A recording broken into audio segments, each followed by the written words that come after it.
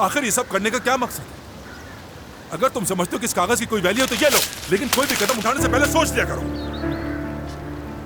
ये मेरे मामू को मिला और इन्होंने मुझे दिया, मुझे देखकर गुस्सा आ गया बस।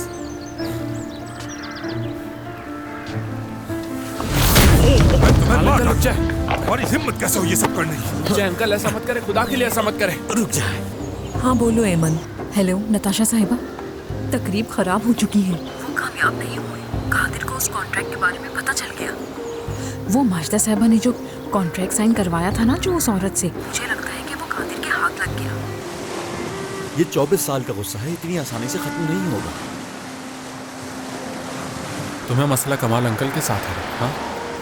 बाबा के साथ तो नहीं। अगर उन्हें बाबा मान लोगे तो उन्हें माफ करना और वो सब भूलना बहुत आसान होगा। मुझे पहले अपनी अम्मी से माफी मांगनी होगी।